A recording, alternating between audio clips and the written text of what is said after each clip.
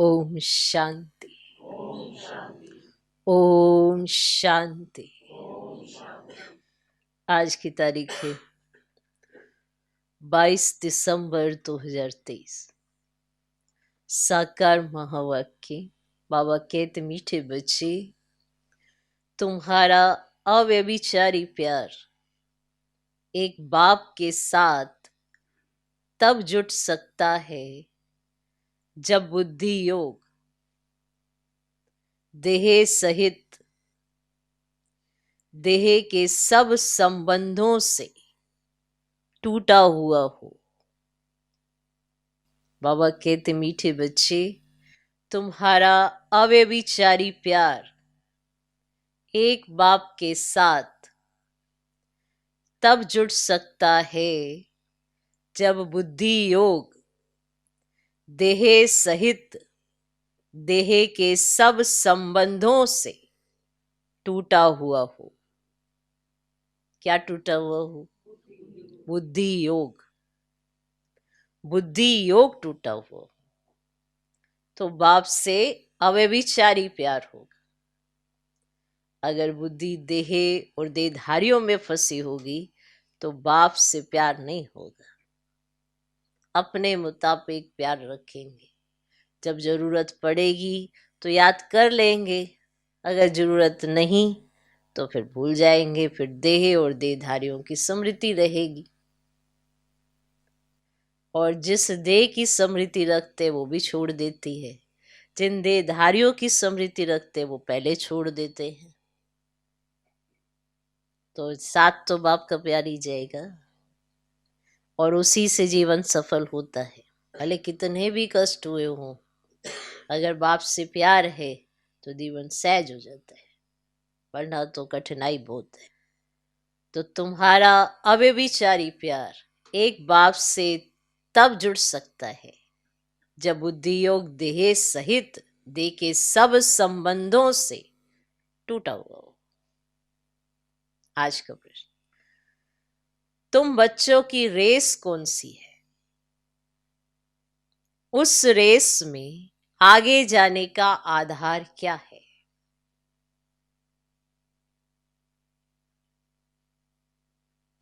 तुम बच्चों की रेस कौन सी है?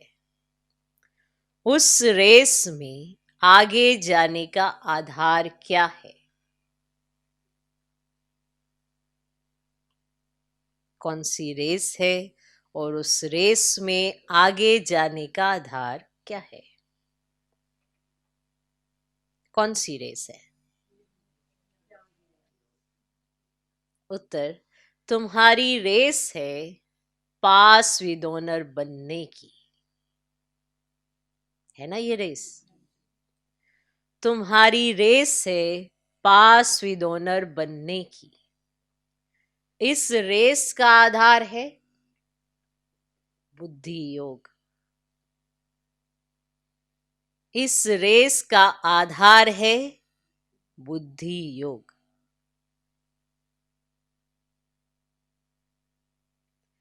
बुद्धि योग जितना बाप के साथ होगा उतना पाप कटेंगे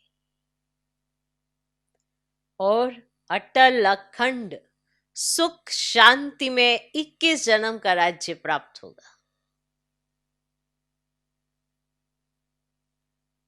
तो बुद्धि योग जितना बाप के साथ होगा उतना पाप कटेंगे और अटल अखंड सुख शांति में 21 जन्म का राज्य प्राप्त होगा।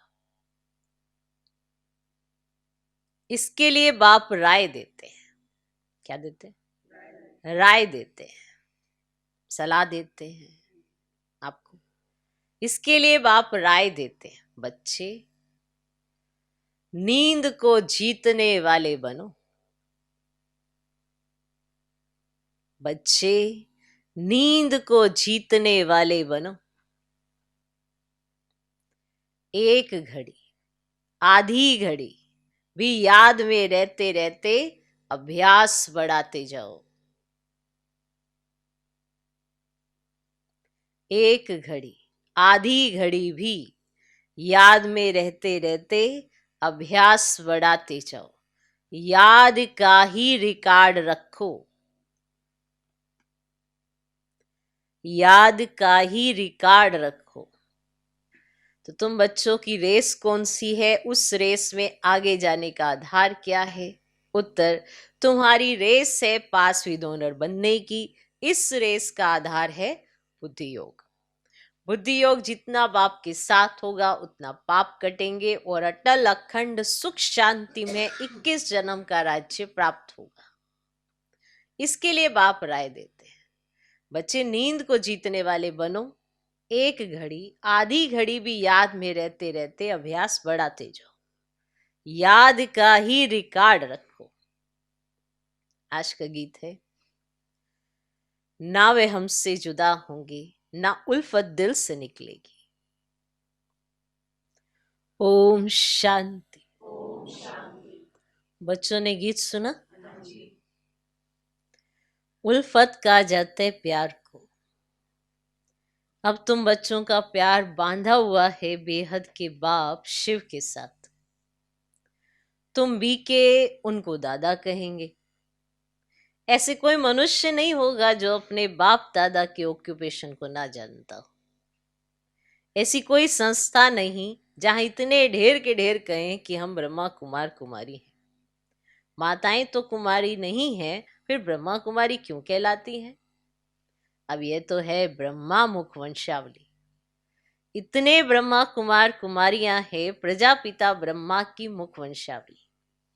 एक बाप की बच्चियां हैं। ब्रह्मा के ऑक्यूपेशन को भी जानना है। ब्रह्मा किसका बच्चा है? शिव का।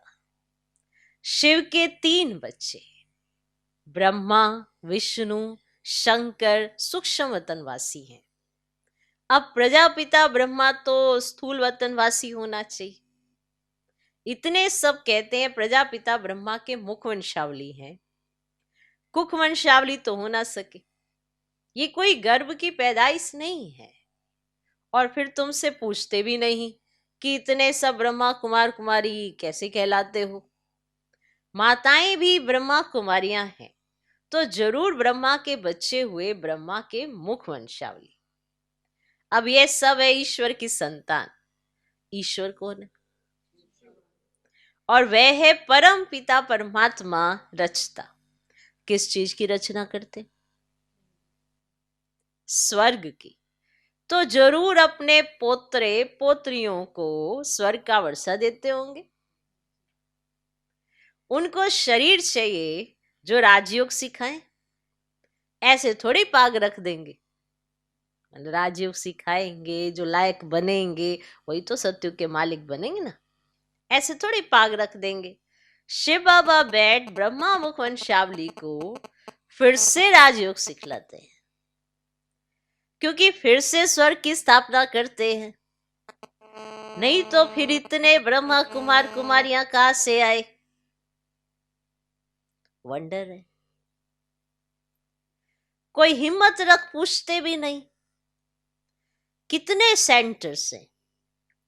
पूछना चाहिए आप है कौन, अपना परिचय दो। अब यह तो साफ है प्रजापिता ब्रह्मा के कुमार कुमारियां और शिव के पोत्रे पोत्रियां हैं। हम उनके बच्चे बने हैं, उनसे हमारा प्यार है। शिव बाबा भी कहते हैं सबसे प्यार अथवा बुद्धि योग हटाए मुझे एक के साथ रखो। मैं तुमको ब्रह्मा द्वारा राजयोग सिखला रहा हूं ना, और तुम ब्रह्मा कुमार कुमारी सुन रहे हो ना। कितनी सहज सीधी सी बात है, पूछो तो सही। तो ये हो गई गौशाला। शास्त्रों में ब्रह्मा की गौशाला भी गाई हुई है, वास्तव में शिव बाबा की गौशाला है। शिव बाबा इस नंदीगण में आता है तो गौशाला अक्षर के कारण शास्त्रों में फिर गौ आदि दिखा दी है। शिव जयंती है तो जरूर शिव आया होगा, तो जरूर किसी तन में आया होगा। तुम जानते हो ये गॉडफादर का स्कूल है, जानते हो? शिव भगवान उवाच ज्ञान सागर पतित पावन वह है, श्री कृष्ण तो स्वयं पावन है। उनको क्या पड़ी है जो पतित तन में आए। अब गाया भी जाता है, दूर देश का रहने वाला आया देश पर आए। शरीर भी पराया है, तो जरूर शिव बाबा ने इनको रचा होगा, तब तो मनुष्य सृष्टि रची जाए। तो सिद्ध हुआ कि ये बाप दादा है। प्रजापिता ब्रह्मा है आदि देव महावीर, क्योंकि माया पर जीत पाते हैं। जगदम्बा भी गाई हुई है, श्री लक्ष्मी भी गाई हुई है। दुनिया को पता नहीं कि जगदम्बा कोई ब्रह्मा की बेटी सरस्वती है, वह भी ब्रह्मा कुमारी है, यह भी ब्रह्मा कुमारी है, और शिव बाबा ने ब्रह्मा मुख से इनको अपना बनाया है। अब इन सभी के बुद्धि का योग माना उल्फत उनके साथ है। कहा भी जाता है उल्फत परमात्मा के साथ रखो, माना प्यार सिर्फ एक परमात्मा के साथ रखो, और सब साथ तोड़ एक साथ जोड़ो, और वह एक है भगवान। परंतु जानते नहीं, जाने भी कैसे। जब बाप आकर अपना परिचय दे तब निश्चय हो। आजकल तो सिखला दिए आत्मा सो परमात्मा, तो जिससे संबंध ही टूट गया है। अब तुम बच्चे वास्तव में सच्ची सच्ची सत्यनारायण की कथा सुनते हो, और वह है सुखदेव, तुम हो व्यास।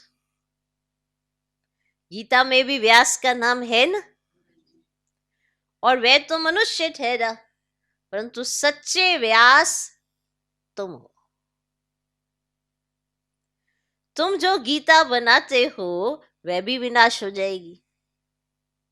झूठी और सच्ची गीता अभी है। सचखंड में झूठ का नाम नहीं रहता। तुम वर्षा ले रहे हो ना दादे से, इस बाबा की प्रॉपर्टी नहीं है, उस बाबा की। दादे की प्रॉपर्टी पर अधिकार है ना, तो उस बाबा की प्रॉपर्टी है, इस बाबा की नहीं। स्वर्ग का रचयिता है शिव बाबा, ना कि ब्रह्मा। ब्रह्मा मनुष्य सृष्टि का रचयिता है, और ब्रह्मा मुख कमल से ब्राह्मण वर्ण रचा गया। तुम हो शिव के पोत्रे, अर्थात ईश्वरीय संप्रदाय, उनको अपना बनाया है। गुरु पोत्रे कहलाते हैं ना। अब तुम हो सतगुरु पोत्रे और पोत्रियां।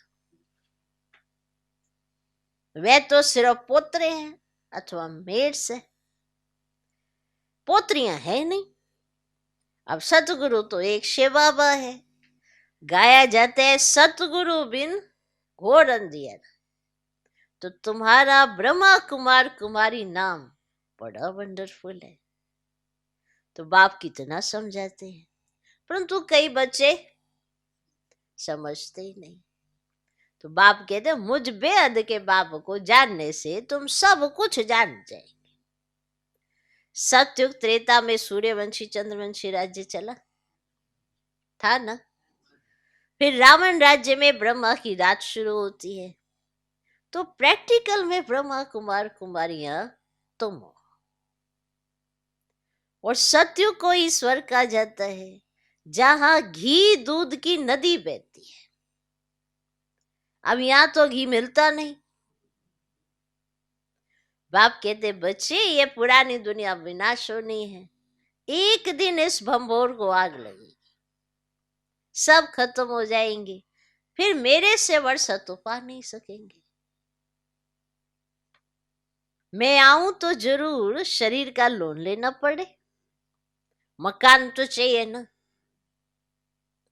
बाबा कितना अच्छा रमणीक रीति से समझाते हैं। तुम अब मेरे द्वारा सब कुछ जान गए हो। यह सृष्टि चक्र कैसे चलता है ये कोई को भी पता नहीं। 84 जन्म कौन लेते हैं, सब तो नहीं लेते। तो जो पहले आने वाले देवी देवता ही 84 जन्म लेंगे। अब उनको फिर से मैं राजयोग सिखाता हूँ, तो भारत को फिर से नर्क से स्वर्ग बनाने में आता हूँ। तो इनको लिबरेट मैं करता हूँ, फिर गाइड बन वापस भी ले जाता हूँ। और मुझे ज्योति स्वरूप भी कहते हैं। ज्योति स्वरूप को भी आना पड़े तो स्वयं कहते बच्चे मैं तुम्हारा बाप हूं। मेरी ज्योति कभी बुझती ही नहीं, है ना। वे स्टार है ना जो प्रकृति के बीच रहते हैं, तो बाकी सब आत्माएं एक शरीर छोड़ दूसरा लेती हैं। तो आत्मा रूपी स्टार में 84 जन्मों का पाठ अविनाशी नंदा हुआ है। और 84 जन्म भोग फिर पहले नंबर से शुरू करते हैं। यथा राजा रानी तथा प्रजा। नहीं तो भला बताओ आत्मा में इतना पाठ कहां से भरा हुआ है। अब इसको कहा जाता है बहुत गुह्य वंडरफुल बात है। सारी मनुष्य सृष्टि की आत्माओं का पाठ नूंदा हुआ है। कहते हैं मेरे में ये पाठ है, वह भी अविनाशी है, उसमें कोई तब्दीली मनादली बदली नहीं हो सकती। तो मेरे पाठ को ब्रह्मा कुमार कुमारियां जानते हैं, तो पाठ को बायोग्राफी कहा जाता है ना। तो प्रजापिता ब्रह्मा है तो जरूर जगदम्बा भी होगी, और वह भी शूद्र से ब्राह्मण बनी है। तो तुम बच्चे जानते हो हमारी उल्फत बाप के साथ है, और हमारा एक के साथ ही प्यार है। तो अब ये बिचारी प्यार होने में देरी नहीं लगती है। माया बिल्ली भी कम नहीं है, माया बिल्ली वो भी कम नहीं है। कई स्त्रियां होती हैं जिनकी आपस में ईर्ष्या होती है। हम भी शिव बाबा से प्यार रखते हैं तो माया को ईर्ष्या हो जाती है, समझा। कई ऐसी ईर्ष्या वाली स्त्रियां होती है ना, ईर्ष्या रखती है एक दो से। तो हम भी बाबा से प्यार करते हैं तो माया को ईर्ष्या हो जाती है, इसलिए तूफान लाती है। क्योंकि माया है ना बिल्ली, तो वो झपटे मारती रहती है। ऐसे घुराएंगे क्योंकि बाबा ने ज्ञान दे दिया ना। तो सोचते हैं बाबा तो अपना ही है, अपना ही समझते हैं, बाबा तो सब समझते हैं। और बाबा तो सब समझते हैं, तुम्हारे को क्या हो गया। बाबा तो सब समझते हैं, बस तुमको समझ नहीं आ रहा है। तुमको जब सब कुछ हाथ से चला जाएगा तब समझ में आएगी। शरीर तो वैसे ही जा रहा है, समय भी वैसे ही जा रहा है, और तुम्हारा मोह जो बच्चों में या किसी में भी लटका है तो वो वैसे भी जा रहा है। चलते हुए ज्ञान में भी एक दो को रोकते हैं। यानी कि ये इसको परिचय नहीं है वो भी रोकते हैं। किस मुख से रोकते हैं? वही वाले मुंह से जिसे बाबा बाबा करते हैं, है ना वंडर। क्योंकि वो भी बाप को पूरी तरह से नहीं जानते पहचानते, तो इसलिए तो ऐसा करते हैं। जान दे पहचान दे तो कहीं अरे मेरे तो बंधन बहुत है, इनके तो ना पड़े ना। पर ऐसे विरले विरले को भाग्य की प्राप्ति होती, सबको थोड़ा होती। हमको हुई तो हम कितने खुश नसीब है, और जिसको हुई वो कितना खुश नसीब है। ये भी एक तरह की खुश नसीबी है कि कोई बंधन ना हो। फिर किसी को कोई बंधन नहीं होता तो एक मन का बंधन खड़ा हो जाता है। मन का बंधन क्या होता है? वो अनुमान लगाते हैं, ऐसा करेंगे तो ऐसा होगा, ऐसा करेंगे तो ऐसा होगा, वो क्या कहेगा, ये क्या कहेगा। तो ये मन का बंधन होता है। भले परिस्थिति सामने ऐसी हो ना हो तो वो अनुमान लगा के अपना ऐसा गुजारा करते हैं। तो फिर ईर्ष्या किसको हो जाती है? माया। बाबा ने एग्जाम्पल दिया, स्त्रियों को ईर्ष्या होती है। कई स्त्रियां होती, सारी नहीं, कई होती है उनके अंदर यही वाला अवगुण बहुत फंसा पड़ा है, ईर्ष्या का। बहुत ही एक बहुत गंदा सा अवगुण है, जिसके चलते कुछ और दिखाई नहीं देता, सब अपने अनुमान की दुनिया में रहते हैं। ईर्ष्या है ना। तो हम भी शिव बाबा से प्यार करते हैं तो माया को ईर्ष्या हो जाती है, इसीलिए तूफान लाती है। तुम चाहते हो पौ बारह डाले, मानो चौपड़े का खेल है ना, परंतु माया बिल्ली 3 दाने डाल देती है।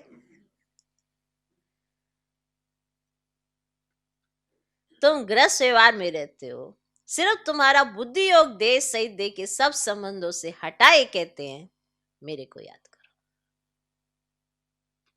मैं तुम्हारा मोस्ट बिलवड बाप हूं। मैं तुमको स्वर्ग का मालिक बनाऊंगा यदि मेरी श्रीमत पर चलेंगे तो।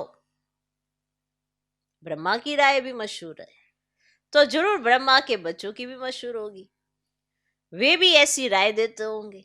तो ये सारे सृष्टि चक्र का समाचार तो बाप ही बतलाते हैं। भल बच्चों आदि को संभालो, परंतु बुद्धि योग बाप के साथ हो। संभाल करने के लिए किसने मना किया है? ये संभाल करने के लिए तो उनके साथ ऐसे ऐसे ऐसे घूमते रहोगे, ये थोड़ा संभाल होती है। बुद्धि की तार तो बाप के साथ रखो, बाकी संभालो। गलत रास्ते ना जाने दो तो शिक्षा दो। जब खुद की बुद्धि इतनी साफ स्वच्छ होगी तो बच्चे को शिक्षा दे पाएंगे। खुद ही ग्रस्त होंगे तो फिर बच्चे को कैसे निकालेंगे? तो भल बच्चों आदि को संभालो, संभालते हुए भी परंतु बुद्धि योग बाप के साथ हो। समझो ये कब्रिस्तान है, हम परिस्तान में जाते, कितनी सहज बात है। बाप समझाते कि कोई भी साकारी व आकारी देवता से बुद्धि योग नहीं लगा। बाप दलाल बनकर कहते हैं, अब गाते हैं ना, आत्माएं परमात्मा अलग रहे बहुकाल। अब बहुकाल से अलग तो देवी देवता है, वही पहले पहले पाठ बजाने आते। सुंदर मेला कर दिया जब सतगुरु मिला दलाल। तो दलाल के रूप में कहते हैं मामेकम याद करो और प्रतिज्ञा करो कि हम काम चिता से उतर ज्ञान चिता पर बैठेंगे, फिर तुम राज्य भाग्य ले लेंगे। अपने पास रिकॉर्ड रखो कि हम कितना समय ऐसे मोस्ट बिलवड बाप को याद करते हैं। रिकॉर्ड रखो अपने पास। कन्या दिन रात पति को याद करती है ना, तो बाप कहते हे नींद को जीतने वाले बच्चे, अब पुरुषार्थ करो।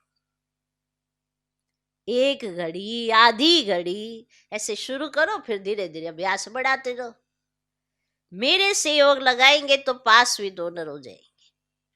यह रेस है बुद्धि की, समय लगता है, बुद्धि योग से ही पाप कटेंगे और फिर तुम अटल अखंड सुख शांति में 21 जन्म राज्य करेंगे। कल्प पहले भी किया था, अब फिर राज्य भाग्य लो। कल्प कल्प हम ही स्वर्ग बनाते राज्य करते हैं, फिर हमको ही माया नरकवासी बनाती है। अभी हम है राम संप्रदाय, हमारा उनसे प्रेम है। बाप ने हमको अपनी पहचान दी है, तो बाप है स्वर्ग का रचयिता। हम उनके बचे तो फिर हम नरक में क्यों पड़े हैं? तो जरूर स्वर्ग में कभी थे, तो बाप ने तो स्वर्ग रचा है। और ब्रह्मा कुमार कुमारियां है सबको प्राण दान देने वाले, तो उनके प्राणों को कभी काल आकर बेकायदे अकाले नहीं ले जाएंगे।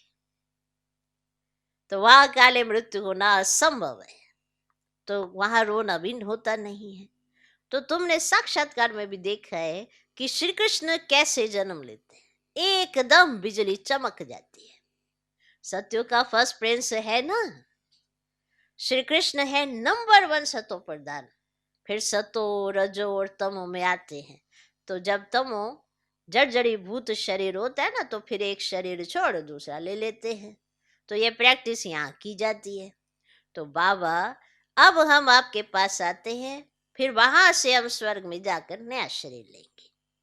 तो अब तो वापिस बाबा के पास जाना है ना। अच्छा, मीठे मीठे सिकिलदे बच्चों प्रति माता पिता बाप दादा का याद प्यार और गुड मॉर्निंग। रूहानी बाप की रूहानी बच्चों को नमस्ते। हम रूहानी बच्चों की भी रूहानी बाप को नमस्ते नमस्ते नमस्ते। Good morning good morning good morning. धारणा के लिए मुख्य सर, पहला पॉइंट, अकाले मृत्यु से बचने के लिए सबको प्राण दान देने की सेवा करनी। अकाले मृत्यु से बचने के लिए सबको प्राण दान देने की सेवा करनी। माने यहाँ सबको प्राण दान दो तो अकाले मृत्यु से बचे रहेंगे। रावण संप्रदाय को राम संप्रदाय बनाना है। दूसरा पॉइंट, दिल की उल्फत माना प्यार एक बाप से रखना है।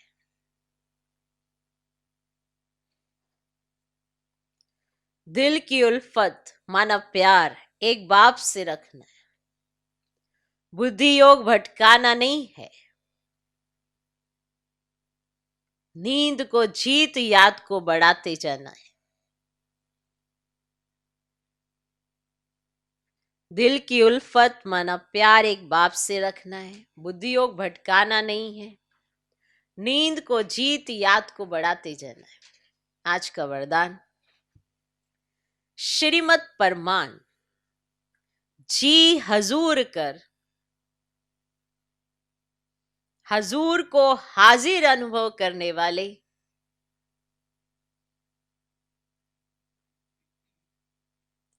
सर्व प्राप्ति संपन्न हो।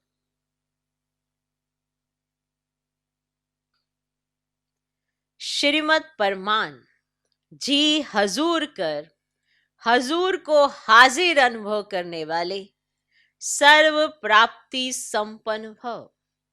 जो हर बात में बाप की श्रीमत परमान जी हजूर करते हैं, तो बच्चों का जी हजूर करना और बाप का बच्चों के आगे हाजिर हजूर होना। बच्चों ने कहा जी हजूर और बाबा क्या कहते, हाजिर हजूर। जब हजूर हाजिर हो गया तो किसी भी बात की कमी नहीं रहेगी, सदा संपन्न हो जाएंगे। दाता और भाग्य विधाता दोनों की प्राप्तियों के भाग्य का सितारा मस्तक पर चमकने लगेगा। दाता और भाग्य विधाता दोनों की प्राप्तियों के भाग्य का सितारा मस्तक पर चमकने लगेगा। सोचो, हमारा श्रीमत परमान जी हजूर करना और बाबा बच्चों के आगे हाजिर हजूर होते हैं। कितनी बड़ी बात है। इसको अनुभव करेंगे तो बहुत मजा आएगा। आज का स्लोगन, परमात्म वर्षे के अधिकारी बनकर हो तो अधीनता आ नहीं सकती। किसी भी बात की, किसी भी चीज के अधीन होते हैं तभी होते हैं जब वो चीज हमारे पास नहीं होती है, तो वही अधीन होना पड़ता है। किसी के पास धन नहीं होता है तो वो दूसरे के अधीन हो जाते हैं कि हाँ ये धन की प्राप्ति कराएंगे। तो जिस चीज की अधीनता है, माना उस चीज की कमी है। तो अगर परमात्म प्यार, परमात्म वर्षा, उसके अगर अधिकारी बन गए हो तो किस बात की अधीनता। आपको सब कुछ तो बाबा ने दिया है। इसको रियल में महसूस करना बहुत बहुत बहुत मजे की बात है कि सच में कई बार हम बातों बातों में भूल जाते हैं कि हमें दे कौन रहा है या हमारी परवरिश कौन कर रहा है, हमारी पालना कौन कर रहा है, भूल जाते हैं कई बार। फिर बीच बीच में याद कराते अपने आप को तो फिर बहुत अच्छा अनुभव होता है कि हमारी पालना डायरेक्ट ऑलमाइटी अथॉरिटी, डायरेक्ट परम पिता परमात्मा कर रहे हैं। तो हमको किसी भी चीज की कमी महसूस नहीं हुई आज तक, क्योंकि परमात्म वर्षे के अधिकारी है। और परमात्म वर्षा आत्मा की अनुभूतियों का, वो जो परमात्मा ने हमको दिया है उसके आधार पर ही आत्मा को अभी कोई अधीनता नहीं है। कोई भी किसी चीज के अधीन नहीं है, ना कोई बंधन है, निर्बंधन हो गए, किसी भी बात की बेड़िया नहीं है। तो जिसने परमात्म वर्षे का अधिकार प्राप्त कर लिया और वो अधिकारी बन गई आत्मा, तो अधीनता तो आ ही नहीं सकती। किसी भी तरह की अधीनता, कोई बंधन नहीं पड़ सकता उनके ऊपर। अगर पड़ रहा है तो वो कमी आपको परमात्मा से रही है, इसीलिए आपने वो संबंध किसी और से जोड़ा है और आज आप उस संबंध के अधीन हो गए हैं। वरना सर्व संबंधी भी परमात्मा है। परमात्मा ने कभी हमें अधीन नहीं किया है, अधिकारी बनाया है। तो जो परमात्म वर्षे के अधिकारी बन गए तो अधीनता तो आ ही नहीं सकती। ओम शांति।